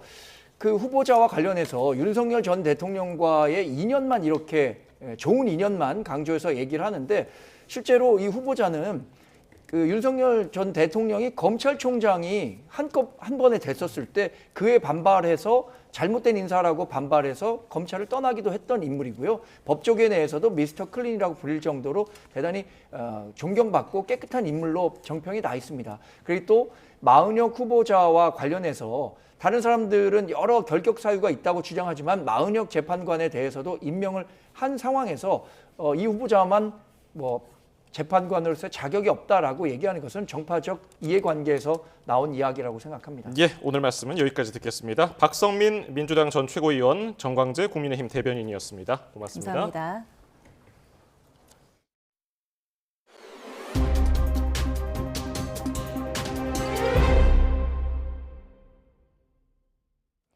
도널드 트럼프 미 행정부의 국가별 상호 관세가 발효된 가운데 우리 정부도 워싱턴에서 미국과 본격 협상에 나섰습니다. 미국이 관심을 보이는 조선과 알래스카 LNG 개발 협력을 놓고 논의하겠다는 건데요. 백악관은 한국을 포함한 동맹과 먼저 협상하겠다고 밝혔습니다. 워싱턴 홍상희 특파원입니다. 미국과 본격적인 상호관세 협상에 나선 정인교 통상교섭 본부장은 조선과 알래스카 액화 천연가스 개발 협력을 협상 카드로 꼽았습니다. 알래스카 LNG 건도 중요한 부분이고 또 이미 양국 간 협의가 진행되고 있는 조선도 미척이 가장 관심을 갖는 영역 중에 하나이기 때문에 충분히 그 협상 테이블에 올려놓고 협의를 해나가게 될 겁니다. 25% 상호관세와 철강, 자동차 품목관세로 수출에 타격이 불가피한 만큼 상호관세 면제가 가장 큰 목표지만 어렵다면 낮춰나가는 데 주력하겠다고 밝혔습니다. 조현동 주미대사도 상호관세율 25%는 충격적이라며 조선과 반도체, 방위산업 등 전방위적 협상을 계속하겠다고 말했습니다. 그러나 이제 관세 조치가 가시화되어 미국과의 본격적인 협상의 장이 열리게 되는 만큼 관세 조치의 부정적 영향을 최소화하기 위한 적극적인 대미 협상이 더욱 중요한 시점입니다. 정인교 본부장의 카운터파트인 제이미슨 그리어 미 무역대표부 대표는 단기적으로 관세 면제는 어렵겠지만 관세보다 나은 대안을 제시하면 협상이 가능하다고 말했습니다. If you have a better idea to achieve reciprocity and to get our trade deficit down, we want to talk to you. We want to negotiate with you. 백악관은 트럼프 대통령이 한국과 일본 등 동맹과 먼저 협상하라고 지시했다고 밝혔습니다. The President has detailed his calls with the leaders of Japan and South Korea. We are going to prioritize our allies and our partners around the world first when it comes to these negotiations. 미국이 동맹인 우리나라와 우선 협상 방침을 밝힌 가운데 정인교 통상본부장은 미국과의 끈질긴 협상으로 다른 나라보다 불리하지 않은 관세 대우를 받아내겠다고 밝혔습니다. 워싱턴에서 YTN 홍상입니다. 대미 수출품에 대한 25% 상호관세가 우리 시간으로 오늘 오후 1시 1분부터 발효됐습니다. 철강과 자동차에 이어 전 분야로 관세 폭탄 충격이 확산하면서 우리 산업 경쟁력 자체가 떨어질 수밖에 없다는 우려가 커지고 있습니다. 박규환 기자입니다. 미국으로 수출하는 자동차 6천여 대를 실은 거대한 선박이 평택항에서 닻을 올립니다. 이 차량들은 지난 3일부터 발효된 품목 관세에 따라 미국에 도착하는 즉시 25% 관세를 적용받습니다. 이제는 더 나아가 미국으로 수출되는 한국산 제품에도 25%의 상호관세 폭탄이 터졌습니다. 지난해 역대 최대 수출이라는 성과를 이끈 자동차 수출 현장은 여전히 분주하게 돌아가고 있습니다. 하지만 미국의 연이은 관세 조치로 이곳의 공기 자체는 그 어느 때보다 무겁게 가라앉아 있습니다. 트럼프 대통령이 발표한 상호관세는 5일 발효된 보편관세와 국가별 개별관세로 구분됩니다. 우리나라의 경우 15%의 개별관세가 추가 적용돼 모두 25%의 상호관세가 발효됐습니다. 문제는 우리 수출 기업들의 경쟁력 하락입니다. 그동안은 한미 FTA로 사실상 무관세로 교역을 해왔지만 이제는 25% 관세를 추가로 부담하게 되면서 타격이 불가피합니다. 그렇다고 당장 미국에서 판매 가격을 올리면 경쟁에서 뒤처질 수밖에 없는 상황인 만큼 기업들의 고민은 더 클 수밖에 없습니다. 정부가 비관세 장벽과 조선사업 협력, 알래스카산 LNG 수입 확대 등을 의제로 미국과의 협상을 시작했지만 전방위로 관세 폭탄을 맞게 된 산업계가 어디까지 버틸 수 있을지 우려의 목소리가 커지고 있습니다. YTN 박견입니다. 트럼프 미 대통령은 상호관세 정책과 관련해 많은 나라는 미국을 엄청나게 갈취했지만 이제는 미국이 갈취할 차례라고 밝혔습니다. 트럼프 대통령은 공화당 의회 위원회 만찬 행사에서 미국이 관세로 엄청난 돈을 벌고 있고 하루에 20억 달러인데 믿어지느냐며 이같이 말했습니다. 또 의약품에 대한 주요 관세를 곧 발표할 거라며 미국이 큰 시장이기 때문에 의약품 공장이 다시 미국으로 몰려오고 중국을 떠날 거라고 말했습니다. 미국의 상호관세 발효와 함께 미중 무역 전쟁에 불이 붙자 우리 금융시장은 흔들렸습니다. 코스피는 1년 5개월 만에 2,300선이 무너졌고 원달러 환율은 심리적 마지노선인 1,500원 돌파를 눈앞에 두고 있습니다. 최하영 기자입니다. 미국의 상호관세에 국내 증시는 털썩 주저앉았습니다. 약보합세로 문을 연 코스피는 상호관세 발효 뒤 2% 가까이 떨어지며 2,300선이 무너졌습니다. 1년 5개월여 만입니다. 개인이 홀로 9천억 원 넘게 사들였지만 외국인이 1조 원 넘게 팔아치우면서 지수를 끌어내렸습니다. 코스닥도 상호관세 발효 뒤 낙폭을 키우며 640선까지 후퇴했습니다. 트럼프의 관세 정책이 후퇴 안 한다는 게 이제 좀 가장 큰 것 같고요. 공중에 더 급나간 이유는 결국 미국과 중국이 지금 결국엔 끝없는 대결을 하고 있다는 게 미중 관세 전쟁이 불붙으면서 환율은 심리적 마지노선인 1,500원 돌파 초읽기에 들어갔습니다. 서울 외환시장에서 미국 달러화 대비 원화 환율은 한때 1,487.6원까지 치솟았습니다. 금융위기 때인 2009년 3월 이후 16년여 만에 최고치입니다. 세계 경제 불안으로 위험 자산으로 분류되는 원화 가치가 떨어졌기 때문입니다. 상호관세도 모자라 고환율까지 덮치면서 산업계는 비상입니다. 우리는 원자재 수입 의존도가 높은 나라이기 때문에 그래서 환율 부분들이 계속 높게 형성되면은 우리 기업들도 생산 비용, 원가 올라갈 거고 또 소비자 물가 영향을 받을 수가 있죠. 트럼프발 관세 전쟁으로 세계 경제의 불확실성이 커지면서 금융시장 불안은 당분간 계속될 전망입니다. YTN 최하영입니다. 미국의 상호관세 여파로 일본 니케이 지수는 또다시 폭락 직격탄을 맞은 가운데 일본 정부가 대응책 마련을 서두르고 있습니다. 미국이 일본 시장의 폐쇄성을 지적한 데 대해서는 적극적인 반박도 내놓았습니다. 도쿄 김세호 특파원입니다. 전날 크게 반등했던 니케이 지수는 4% 가까이 급락한 31,714로 마감했습니다. 트럼프 행정부의 상호 관세가 발효되면서 글로벌 불확실성이 반영됐습니다. 米国政府による広範な貿易制限措置は日米両国の経済関係、ひいては世界経済や多角的貿易体制全体等に大きな影響を及ぼすものと考えております。 일본 정부는 범정부 대책본부를 설치해 대응책 마련에 나서고 있습니다. 자국 기업을 위한 자금 지원과 미국의 관세 완화를 이끌어내는 데 집중할 계획입니다. 이례적으로 미국의 불합리한 지적에 대한 반박도 내놓았습니다. 미국은 일본에서 미국 차를 볼 수 없다며 일본 시장의 폐쇄성을 강조했습니다. 이시바 총리는 독일 차를 예로 들며 정면 반박했습니다. あるいはアメリカの車が全然走っていないではないかということでありますが、ドイツの車いっぱい走っておるのでありまして、別に私どもアメリカ、ドイツに差をつけておるわけではございません。 미국 차가 안 팔리는 것은 관세가 아니라 마케팅과 품질의 문제라는 점을 표현한 것으로 보입니다. 이시바 총리는 미국이 잘못 알고 있는 부분은 제대로 알려 수정해야 협상이 제대로 이루어질 수 있다고 강조했습니다. 일본이 대규모 대미 투자에도 관세 예외 조치를 받지 못한 가운데 미국과의 협상에서 상황을 반전시킬 수 있는 카드를 마련할 수 있을지에 시장의 관심이 모아지고 있습니다. 도쿄에서 YTN 김세호입니다. 현재 수도권과 강원, 충북과 남부 일부 지역에 산발적으로 비가 내리고 있습니다. 앞으로도 이렇게 산발적으로 비가 오면서 제주도에 최고 40mm, 그 밖에 곳곳에는 5에서 20mm의 비가 내리겠고 자정을 전후에 비가 점차 그치기 시작하겠습니다. 이후 내일 새벽에는 비가 대부분 그치겠지만 제주도는 오전까지, 경북 중남부에는 늦은 오후에 또 한 차례 약하게 비가 조금 내리는 곳이 있겠습니다.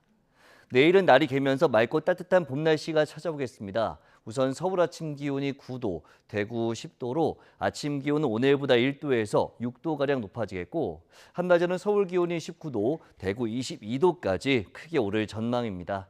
날씨 정보였습니다.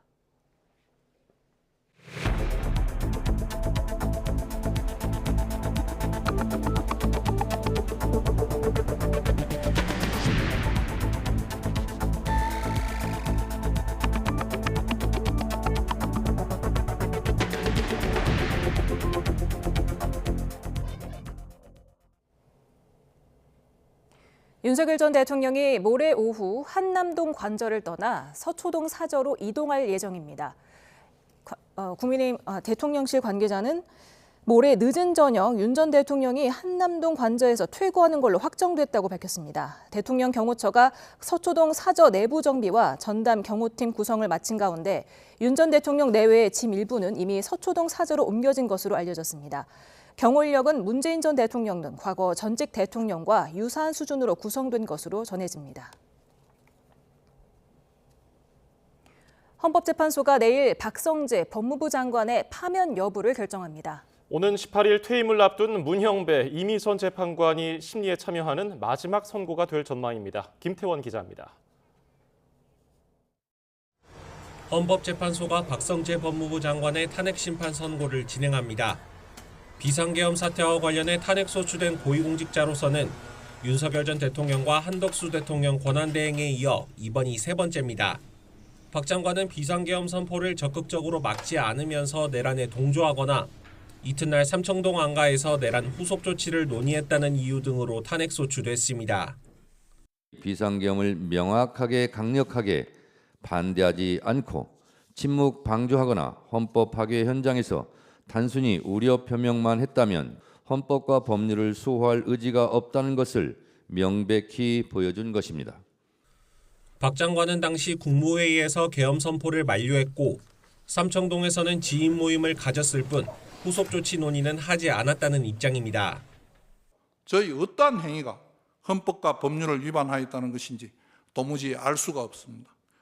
본건 탄핵 소추는 오로지 법무부 장관의 직무정지를 목적으로 이루어진 국회의 권한 남용입니다. 탄핵 소추가 인용되면 박 장관은 파면되고 기각되거나 각하된다면 곧바로 직무에 복귀합니다. 이 밖에 헌재는 국민의힘 의원들이 우원식 국회의장을 상대로 낸 권한쟁의 심판이나 일반 헌법소원 사건에 대한 정기 선고도 함께 진행합니다. 문형배 헌법소장 권한대행이 오는 18일 퇴임하는 만큼 문 대행을 중심으로 하는 8인 체제 선고는 이번이 마지막이 될 전망입니다. YTN 김태원입니다. 이완규 법제처장이 헌법재판관으로 지명된 걸 두고 논란이 계속되고 있습니다. 내란 동조 혐의 피의자로 경찰은 물론 공수처의 수사선상에도 오른 데다 국헌 논란으로 파면된 대통령의 최측근이 헌법재판소에 서는 게 맞느냐는 지적이 나옵니다. 부장원 기자입니다. 헌법재판관 후보자 지명 이후 처음으로 국회에 출석한 이완규 법제처장은 야권의 사퇴 요구에 거부 의사를 분명히 했습니다. 권한대행께서 결정한 것을 존중할 따름입니다. 이 처장은 내란 방조와 증거인멸 혐의로 고발돼 수사가 진행 중입니다.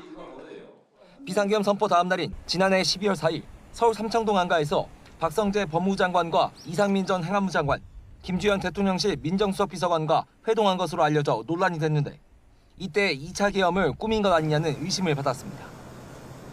이와 관련해 이 처장은 이미 지난해 12월 경찰 조사를 받았는데 고위공직자 범죄수사처의 수사선상에도 올랐습니다. 내란의 핵심 피의자 중 한 명인 이완규 법제처장 구속 안 시킵니까? 지금 저 자리에 앉아 있는 게 맞습니까? 한번 말씀해 보십시오. 지금 고발 진정 사건 제기되어 있어서 저희들의 수사 대상인 상임을 알려드립니다. 이 처장은 윤 전 대통령과 서울대 법대 79학번 동기, 46년 지기인 최측근 인사입니다. 지난 2020년 검찰총장이던 윤 전 대통령의 징계 취소 소송을 대리했고 2022년 대선 때는 캠프에서 네거티브 대응을 자문했습니다. 이후 윤 정권 내내 법제처장을 맡았습니다. 비상계엄 사태 이후에는 국회 국정조사특위에서 대통령 탄핵 심판을 형사재판 결과 이후로 미뤄야 한다는 주장에 대해 논거가 충분히 있다며 호응했습니다. 최상목 대통령 권한대행이 마은혁 재판관을 제외한 헌법재판관 2명을 임명하자 국무회의에서 거세게 반발한 것으로 알려지기도 했습니다. 이렇게 이 처장 지명을 둘러싼 논란이 계속되는 가운데 민주사회를 위한 변호사 모임은 대통령실에 추천이 있었는지 밝히라며 국민신문고에 공개 질의서를 접수했습니다. 또 윤 전 대통령 파면을 촉구해온 비상행동은 한 권한대행을 직권남용 혐의로 경찰에 고발하고 이 처장도 내란 모의 참여 혐의 등으로 추가 고발하며 신속한 수사를 촉구했습니다. YTN 부장원입니다. 한덕수 대행의 대통령목 헌법재판관 지명을 둘러싸고 정치권에서 갑론을박이 이어지고 있습니다. 한 대행이 대통령 권한을 행사할 수 있는지를 두고 의견이 첨예하게 엇갈리고 있는데 긴급 현안 질의까지 열어서 이 문제로 설전을 벌였습니다. 정인용 기자입니다. 민주당은 헌법재판관 지명은 대통령의 중대한 고유 권한이라며 한덕수 권한대행이 만행을 저질렀다고 맹비난했습니다. 헌재가 탄핵 심판에서 한 대행이 대통령이 아니라는 점을 분명히 했다며 임명직에 불과한 총리의 헌법 파괴행위이자 제2의 쿠데타라고 날을 세웠습니다. 권한 없는 자의 행위이기 때문에 원천 무효라는 주장도 펼쳤습니다. 무효인 행위는 특별한 조치가 없이 그냥 무효입니다. 임명 아무리 해도 소용없어요. 그냥 무효예요, 무효. 당 일각에선 한 대행을 재탄핵해야 한다는 목소리도 나왔는데 일단은 헌법 소원과 효력정지 가처분 신청에 나서겠다는 입장입니다. 반면 국민의힘은 한 대행이 대통령의 모든 권한을 적극적으로 행사할 수 있다고 반박했습니다. 지금은 대통령 파면으로 걸위 상태여서 대통령 의중과 다른 결정을 내릴 가능성이 없는 만큼 권한 행사에 논란의 소지가 없다는 논리입니다. 대통령 권한 대행은 행정부의 수반이지 입법부의 하수인이 아닙니다. 이재명 세력의 입맛에 맞는 권한만을 행사하는 자리가 아닙니다. 국민의힘 법제사법위원회 위원들도 그동안 민주당이 헌법재판관 구인체제 완성을 주장해왔다며 억지를 부리지 말라고 맞받았습니다. 조기 대선에서 이재명 전 대표가 당선되면 입맛에 맞는 재판관을 임명하려고 자리를 비워두라는 주장에 불과하다고 쏘아붙였습니다. 법사위 회의장에서도 설전은 이어졌습니다. 기존의 헌법재판관의 임기는 늘리면서 권한대행의 그런 권한 행사는 제한하려고 하는 이런 비정상적인 한덕수 대행이 그러면 비상계엄도 선포하고 전쟁도 선포하고 그러면 되겠네요. 대통령 고유 권한을. 민주당은 또 후임 헌법재판관으로 지명된 이완규 법제처장의 인사검증이 하루도 걸리지 않았다고 캐물었고 이 처장은 법제처장이 될 때 검증 서류를 낸 게 있어 그럴 수 있다는 취지로 선을 그었습니다.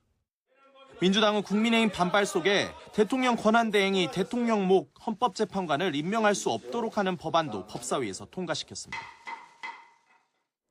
헌법재판관 지명 논란이 조기 대선 전국 초반 주도권 다툼에 어떤 영향을 미칠지 주목됩니다. YTN 정인용입니다.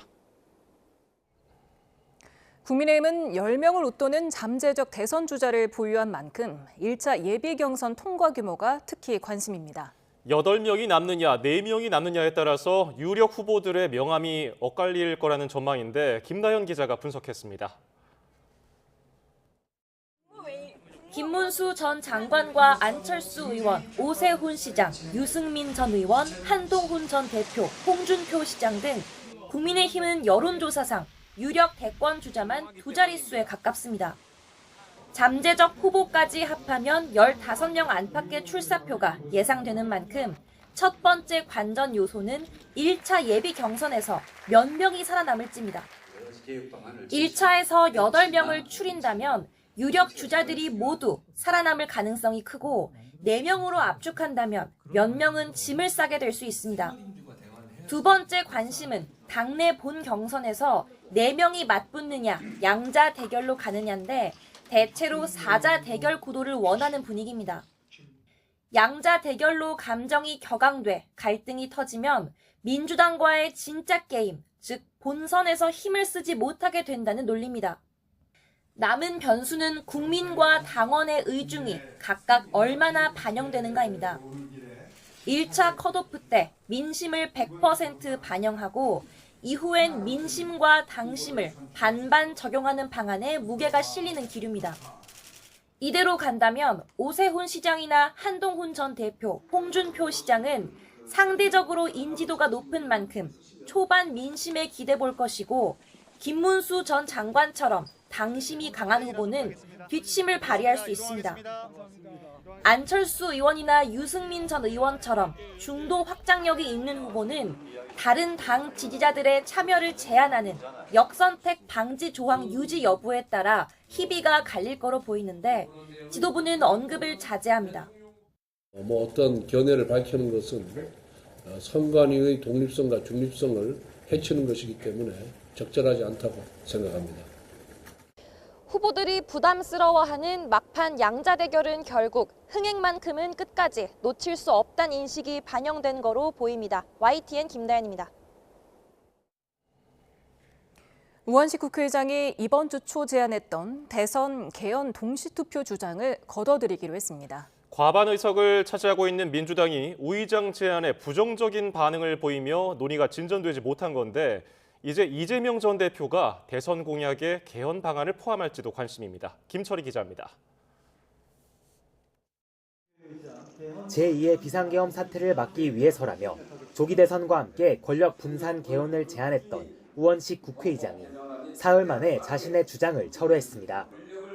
한덕수 대통령 권한대행이 헌법재판관을 지명해 안정적인 논의가 쉽지 않다는 이유도 내세웠지만 과반 의석을 차지한 민주당 반대가 결정적이었다는 분석입니다. 실제 민주당은 줄곧 내란 종식이 먼저라며 조속한 개헌 제안에 부정적 입장을 피력했는데 윤석열 전 대통령 파면 뒤 치러지는 대선에서 전열이 흐트러지는 걸 경계한 거로 풀이됩니다. 이에 국민의힘은 이재명 전 대표 뜻에 반하는 의견은 논의조차 할 수 없는 거냐고 쏘아붙이며 다수당의 횡포를 막을 개헌이 필요하다는 점을 거듭 강조했습니다. 그래서 개헌이 반드시 필요합니다. 저항적 대통령의 권력을 분산하고 저항적 의회의 권력 남용도 제한할 수 있는 구조로 가야 합니다. 물론 민주당도 개정 시기를 문제 삼고 있을 뿐 기본적으로는 개헌에 찬성한다는 입장을 유지하고 있습니다. 이재명 전 대표 역시 당 대선 후보로 나선 뒤엔 구체적인 개헌 로드맵을 공약 형태로 제시할 가능성도 적지 않습니다. 또 후보가 된 분들은 그 다음부터는 분명하게 개헌의 일정들, 개헌의 로드맵 그리고 주요 내용들을 공약화해서 실천하는 게 필요할 것 같습니다. 양당이 논의에 적극 협력한다면 내년 6월 치러질 지방선거 때 87년 체제를 끝내는 헌법 개정이 이뤄질 수 있다는 전망도 나옵니다. 다만 양당 모두 개헌의 필요성에만 공감하고 있을 뿐 내용을 두곤 전혀 다른 목소리를 내고 있어 1년 남짓한 시간 동안 합의에 이를 수 있을진 여전히 미지수란 분석입니다. YTN 김철입니다. 미 트럼프 행정부가 지난주 발표한 국가별 상호관세가 오늘 발효돼 시행에 들어갔습니다. 미국 정부는 우리 시간으로 오늘 낮 1시 1분부터 한국을 비롯해 80여 개 나라에 국가별 상호관세를 부과하기 시작했습니다. 미국 정부는 상호관세를 시행하면서 개별 국가와 협상도 병행할 예정인데 한국과 일본 등 동맹국과 우선 논의하겠다는 입장입니다. 미국의 상호 관세 발효와 미중 통상 갈등이 격화하면서 국내 증시가 주저앉았습니다. 코스피는 어제보다 1.74% 떨어진 2293.7에 거래를 마쳤습니다. 코스피가 2300선 밑으로 떨어진 건 1년 5개월여 만입니다. 코스닥도 2.29% 하락한 643.39로 장을 마감했습니다. 환율은 한때 1,487.6원까지 오르며 금융위기 때인 2009년 3월 이후 16년 만에 최고치를 찍기도 했습니다. 안덕근 산업부 장관은 미국이 철강과 알루미늄에 품목 관세 25%를 부과한 걸 보면 나머지 반도체와 목재, 구리, 제약 등에도 관세가 부과될 것으로 예상된다고 말했습니다. 안 장관은 한국의 불리한 방식으로 예상보다 높게 관세율이 측정된 부분이 있지만 지금부터는 협상에 관세율을 깎아나가겠다고 설명했습니다. 미국의 통상 압력과 관련해 협상에 착수한 우리 정부는 관세를 최대한 낮추는 게 목표라고 밝혔습니다. 관세 문제와 여러 현안을 한꺼번에 논의하는 패키지 협상이 진행될 것으로 보이는데 정부는 트럼프 미 대통령이 언급한 방위비 재협상 가능성에 대해서는 신중한 입장을 보였습니다. 홍선기 기자입니다. 미국과의 관세 협상을 위해 워싱턴에 도착한 정인교 통상교섭본부장은 우리나라만 불리한 대접을 받지는 않겠다는 각오를 밝혔습니다. 미국과 끈질기게 협의를 해서 우리나라가 다른 나라보다는 결코 불리하지 않는 그런 대우를 또 관세상에 적용을 받도록 하여튼 최선을 다하겠습니다.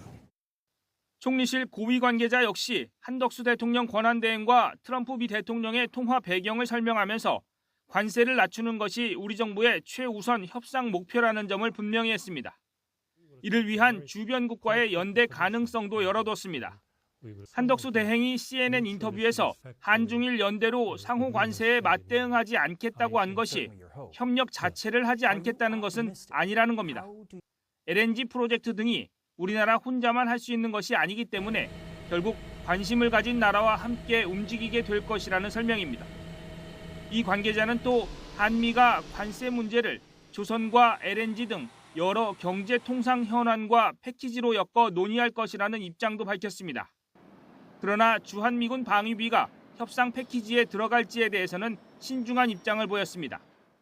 관세를 낮추기 위해 방위비 분담금을 올릴 수 있느냐는 질문에 아직은 얘기할 단계가 아니라며 즉답을 피한 겁니다. 그렇다고 우리 정부가 방위비 재협상 불가 입장을 천명하지도 않는 상황이어서 결국 이미 협상 패키지에 포함된 것 아니냐는 분석도 나옵니다. YTN 홍선기입니다. 트럼프 행정부의 자동차 25% 관세 부과로 대미 수출 1위 품목인 우리 자동차 산업에 충격이 예상됨에 따라 정부가 긴급 유동성 3조 원을 신규 지원합니다. 정부는 올해 자동차 산업에 정책금융을 15조 원 공급하는 등 2조 원을 추가 지원합니다. 또 현대기아와 금융권이 출연한 530억 원을 바탕으로 현대자그룹 협력 중소기업 대상 1조 원 규모 상생 지원 프로그램을 가동합니다. 지난해 역대 최대 수출액을 기록한 K푸드, 미국에서도 인기를 끌고 있는데요. 상호 관세가 부과되면서 가격 경쟁력을 잃어버리게 돼 타격이 불가피합니다. 정부와 기업들이 대응 전략을 찾고 있지만 뚜렷한 해법이 보이진 않습니다. 오동건 기자입니다. 지난해 수출액 130억 달러로 역대 최고 기록을 쓴 K푸드. 특히 저렴하고 건강한 음식이란 입소문을 타고 미국 수출이 20% 넘게 늘었습니다. 전체 수출 시장 중 1위입니다. 여세를 몰아 정부는 올해 140억 달러로 목표로 잡았지만 미 상호 관세가 변수로 떠올랐습니다. 농식품부는 일단 기업들이 수출 단가를 낮출 수 있도록 원료 구매 자금과 수출 바우처, 수출보험 확대 지원을 검토하고 있습니다. 기업 입장에서는 그 수출 단가를 좀 낮출 수 있는 것, 이게 이제 공통적으로 이야기할 수 있는 해결 방안인 것 같습니다. 또 미국 외의 시장을 확보하기 위해 우리 기업의 현지 박람회 참가를 돕거나 해외 온라인몰에 한국 식품관 입점 등 온라인 마케팅도 강화할 계획입니다. 하지만 당장 25%의 비용 추가를 눈앞에 둔 기업의 입장에서 큰 도움이 될지는 미지수입니다. 미국의 관세 문제로 한국 기업들의 비용이 크게 증가하는 상황인데 정부에서 말씀해 주신 방침이 저희들에게는 얼마나 도움이 될지 크게 와닿지는 않는 상황입니다. 더구나 미국 측이 우리 농산물 검역 기준과 유전자 변형 식품 규제를 비관세 장벽으로 지적하고 있는 터라 예상을 넘는 강도 높은 압박이 이루어질 수도 있습니다. 이처럼 정부가 수출 기업들과 함께 미 상호 관세에 적극 협력하기로 했지만 불확실한 환율과 예측할 수 없는 미국의 반응 등 다양한 변수가 존재해 K푸드의 미국 수출에는 어려움이 예상됩니다. YTN 오동건입니다.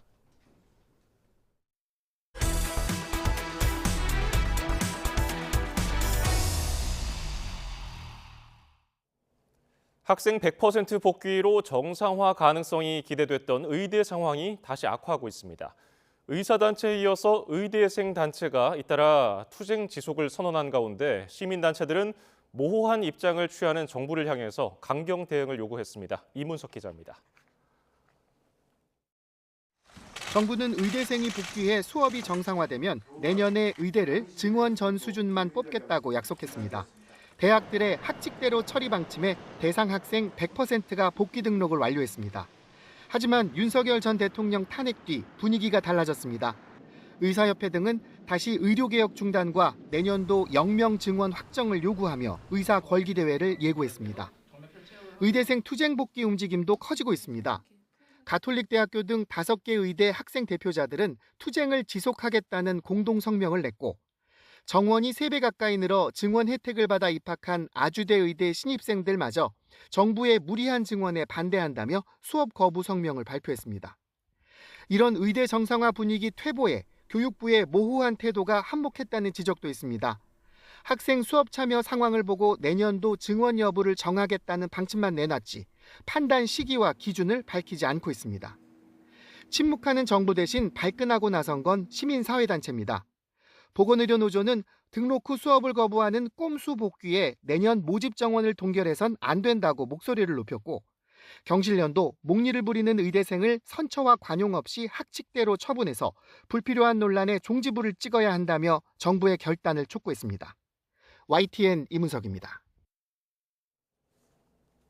수험생과 학부모 절반 이상은 내년도 의대 정원이 축소되면 피해를 볼 거라면서 5,058명 정원을 유지해 주기를 바라는 것으로 나타났습니다.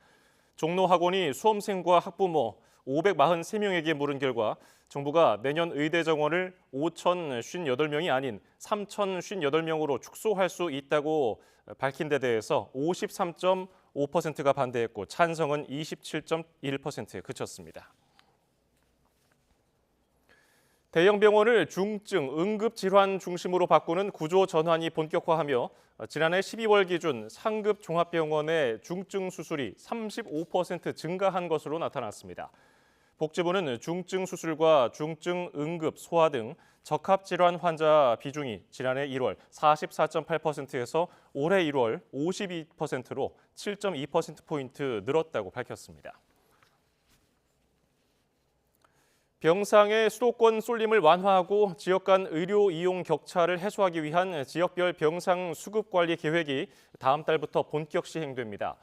복지부는 17개 시도가 수립한 지역 병상 수급 관리 계획을 병상관리위에서 확정했다고 밝혔습니다. 경찰이 각종 불법 리베이트와 공직자 부패 비리 근절을 위한 특별 단속을 벌였는데요. 7개월 만에 2,600여 명이 적발됐습니다. 유수연 기자가 보도합니다. 불법 리베이트 사범과 부패비리 공직자 2,600여 명이 경찰 특별 단속에 덜미를 잡혔습니다.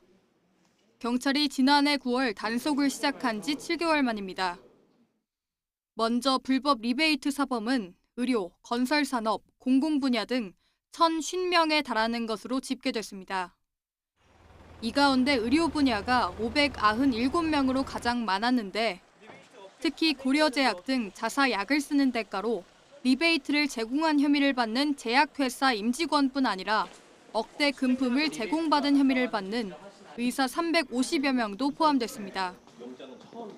부패 비리를 저지른 공직자 1,500여 명도 무더기 적발됐습니다. 펜션 업주로부터 부지 용도 변경 청탁을 받은 뒤 현금과 안마의자 등 금품을 수수하고 업주를 추행한 혐의로 재판에 넘겨진 김진아 강원 양양군수나 혐의 인정하십니까? 안마의자 왜 받으셨어요? 자신의 승용차가 주차 위반으로 단속되자 구청장 번호 정도는 알고 있으라며 단속 자료를 삭제하게 한 혐의를 받는 최진봉 부산 중구청장 등이 포함됐습니다. 유형별로 보면 금품 수수가 526명으로 전체의 3분의 1을 차지했고 재정비리와 권한 남용으로 적발된 경우가 각각 445명과 401명으로 뒤를 이었습니다. 이번에 단속된 2,600여 명 가운데 1,300여 명이 검찰에 넘겨졌습니다. 경찰은 남은 900여 명에 대해서도 엄정한 수사를 이어가며 앞으로도 상시 단속 체제를 유지하겠다는 방침입니다. YTN 유서연입니다. 경찰은 지난 5일 안산 상록구 금은방에서 금목걸이를 훔친 혐의가 있는 30대 A씨를 사흘 만인 어제 울산에서 검거했습니다. A씨는 금은방 업주가 다른 손님을 응대하는 틈을 타 매장에 걸려있던 500만 원 상당의 목걸이를 가지고 도망친 것으로 조사됐습니다. A씨는 경찰에 생활고 때문에 범행을 저질렀다고 진술한 것으로 전해졌는데 경찰은 A씨에 대한 구속영장을 내일 신청할 방침입니다. 방송인 박나래 씨가 금품을 도난당했다고 신고해 경찰이 수사에 들어갔습니다. 박 씨 측은 자택에서 수천만 원 상당의 금품이 없어졌다고 경찰에 신고한 것으로 전해졌습니다. 한양대 실험실에서 황산 폭발 사고로 학생 1명이 얼굴에 화상을 입는 등 4명이 다쳤습니다. 포천에서는 창고에서 불이 나면서 인근 주민에게 대피 문자가 발송됐습니다. 사건 사고 정현우 기자가 보도합니다. 주황색 보호복을 입은 소방관들이 조심스럽게 실험실에 들어갑니다. 다른 소방대원들은 문 앞에 환풍기를 설치하고 내부 환기를 시도합니다. 밤 9시쯤 서울 성동구 한양대학교 실험실에서 황산 폭발 사고가 났습니다. 이게 버린다기보다는 그냥 옮기는 과정에서 실수를 하셨는지 학생 4명이 다쳐 병원에서 치료를 받았는데 이 가운데 1명은 얼굴에 2도 화상을 입었습니다. 새빨간 불이 붙은 건물에서 시꺼먼 연기가 계속 뿜어져 나옵니다. 오후 2시 50분쯤 경기도 포천에 있는 창고에서 불이 났습니다. 난리 났다 난리야. 다친 사람은 없었는데 공예품이나 공구 등을 보관한 창고 3개동이 탔습니다. 연기가 많이 나면서 포천시는 주변 시민들은 대피하고 일대 도로를 우회해달라는 재난 문자를 발송했습니다. 흰색 승용차가 속도를 줄이지 않고 앞서가는 굴착기를 그대로 들이받습니다. 지난 2023년 서울 마포대로에서 난 교통사고로 승용차에 타고 있던 필리핀 여행객 1명이 숨졌습니다. 경찰은 여행사와 계약한 운전자가 운송비를 받기로 하고 사업용으로 등록되지 않은 차량에 승객을 태운 사실을 확인했습니다. 이후 수사를 확대한 경찰은 여행사가 지난 2023년부터 9개월에 걸쳐 외국인 여행객을 공항에서 숙소까지 불법 운송해주고 한 건당 약 6만 원씩 모두 2,400만 원을 챙긴 것으로 보고 여행사 관계자와 운전자 등 63명을 입건해 검찰에 넘겼습니다. YTN 정윤우입니다. 지난 1968년 1월 21일 북한 공작원 31명이 청와대 앞까지 침입한 사건이 있었습니다. 당시 북한 공작원 가운데 유일한 생존자로 체포된 뒤 남한으로 귀순한 김신조 목사가 향년 82세로 세상을 떠났습니다. 김희영 기자가 보도합니다. 1968년 1월 21일 북한 공작원 31명이 청와대 앞까지 침투하는 사건이 벌어졌습니다. 북한군의 무장 간첩단이 어둠을 타고 감히 서울까지 와서 난동을 부렸습니다. 이들의 임무는 박정희 전 대통령과 청와대 관계자를 암살하는 것이었습니다. 청와대 근처에서 무차별 총격전이 벌어졌고 군경 2만여 명이 투입된 끝에 공작원 29명이 사살되고 이들 중 단 1명이 생포됐습니다. 남침 이튿날 새벽 우리 군에 발각된 이 생존자는 바로 당시 25살이었던 김신조 목사입니다. 김 목사는 전향 이후 2년 넘게 효자동 방첩대에서 조사받으며 군에 많은 정보를 제공한 공로를 인정받아 1970년 4월 석방됐습니다. 1996년에는 목사 안수를 받은 뒤 서울 성락교회에서 목사로 활동했고 군인과 시민을 대상으로 안보 교육도 이어갔습니다. 국모를 북쪽 방향을 치지 말고 남쪽 방향을 치라고 얘기야. 남쪽 방향을 치면 벌써 이 국모를 못 자르거든. 자를 수가 없죠. 흔적이 나타나니까. 김 목사는 최근 건강이 악화하면서 자택에서 요양 생활을 해온 것으로 전해졌는데 끝내 회복하지 못하고 향년 82세로 세상을 떠났습니다. YTN 김희영입니다. 다큐 영화 어른 김장하가 대통령 탄핵 선고 이후 화제가 된 가운데 영화관에서 다시 관객들과 만납니다. 배급사 시네마 달은 어른 김장하가 내일 CGV에서 재개봉하고 이후 전국 독립영화관으로 확대 상영할 예정이라고 밝혔습니다. 이 영화에서 문형배 헌재소장 권한대행이 김장하 장학생으로 발언한 장면이 SNS 등에서 화제로 떠오르며 많은 누리꾼들의 공감을 얻었습니다. 넷플릭스 시리즈 폭삭 속았수다가 공개 5주 차에도 해외 이용자들이 가장 많이 본 비영어 TV 프로그램으로 꼽혔습니다.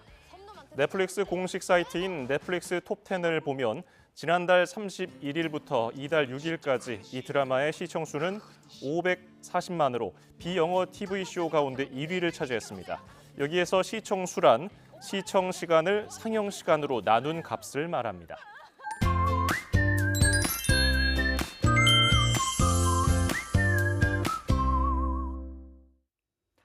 내일은 다시 맑은 날씨를 회복하겠습니다. 또 기온도 크게 올라 완연한 봄 날씨를 만끽하기 좋겠는데요. 네, 우선 서울 아침 기온이 9도, 광주 12도, 대구 10도 등 오늘보다 1도에서 많게는 6도가량 높게 출발하겠고요. 한낮에는 서울 기온이 19도, 광주 21도, 대구 22도까지 오르며 따뜻하겠습니다.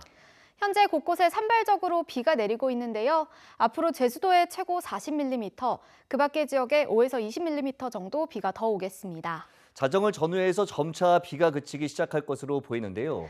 네, 새벽에는 충북과 영남, 제주 일부 지역에만 산발적으로 비가 오겠고 출근길 무렵에는 대부분 비가 그치겠습니다. 다만 경북 중남부 지역에는 늦은 오후에 약하게 비가 조금 내리는 곳이 있겠습니다. 이 지역에서는 우산 챙겨주시기 바랍니다.